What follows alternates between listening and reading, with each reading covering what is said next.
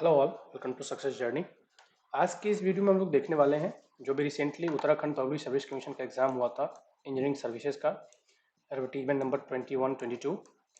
इसकी expected cut off कितने रहने की संभावना है। ठीक है, एक्सपेक्टेड कट ऑफ कितना रह सकता है और हम पास्ट एनालिसिस भी करेंगे कि पीछे कितना रहा है, वो भी हम देखेंगे और अब की बार क्या अलग है और कितना रह सकता है देखेंगे।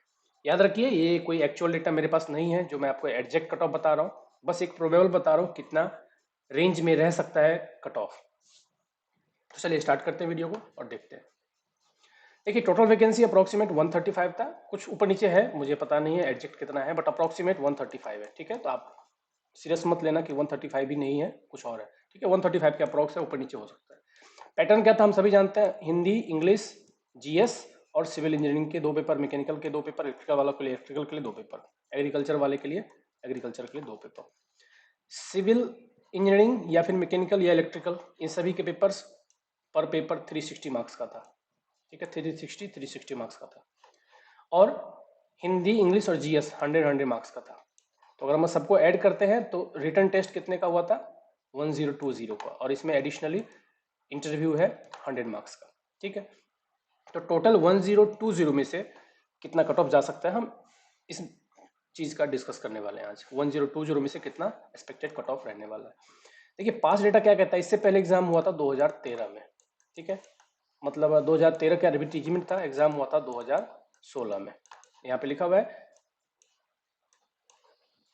कि जो ये 2 जनवरी 2016 को रिजल्ट पब्लिश हुआ था, उसके जो रिटर्न टेस्ट के मार्क्स थे और उसके जो कट ऑफ थे वो इस तरह से थे। अनरिजर्व के लिए कितना था, 630। तो हम जनरली अनरिजर्व के लिए बात करेंगे, तो 630 था कट ऑफ आउट ऑफ 1020।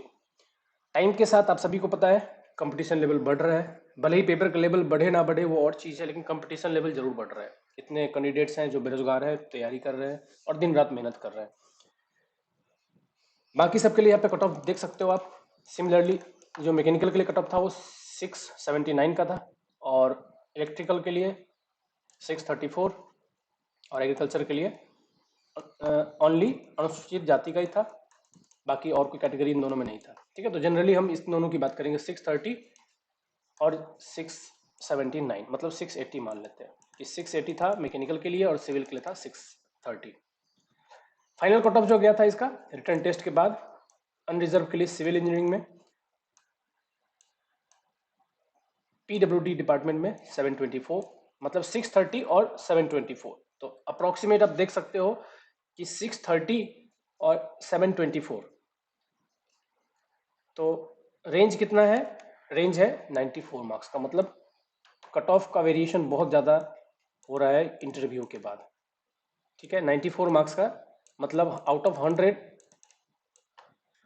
यहाँ पे 94 मार्क्स का रेंज है। ठीक है, चलिए देखते हैं कि अब क्या हो सकता है। सिमिलरली जो सबसे कम कट ऑफ था वो इरिगेशन डिपार्टमेंट में था, 720 का। अभी इस वर्ष जो एग्जाम हुआ है 2022 में, इसमें हम सभी जानते हैं कि 100 में से हिंदी का जो पेपर था वो इजी लेवल का था।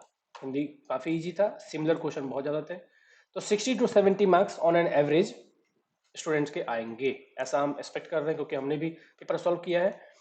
इंग्लिश ऐसे में ये भी था, ये भी इजी था। इंग्लिश हिंदी दोनों मेरे हिसाब से इजी थे।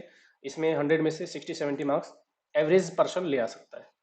जीएस था इजी टू मॉडरेट। ठीक है, इजी टू मॉडरेट था। इसमें 50 टू 60 मार्क्स तक किया जा सकता था। ठीक है, जो मतलब बहुत तैयारी नहीं कर रहा है, एवरेज है, ओके है जीएस में, तो 50 टू 60 मार्क्स मेरे हिसाब से 50 टू 60 मार्क्स आ सकता है। सिमिलरली सिविल का पेपर कैसा था, मॉडरेट था, तो वो 360 में से 240 टू 50 मार्क्स जा सकता है, क्योंकि कंपटीशन बहुत ज़्यादा है। आप लोग को लगेगा कि सिविल में ज़्यादा मार्क्स हैं, लेकिन ये जरूरी नहीं है कि आपका इसमें कम है इसमें ज़्यादा हो जाएगा, तो ये ऑन एन एवरेज बैलेंस होके आपको यही रेंज मिलेगा।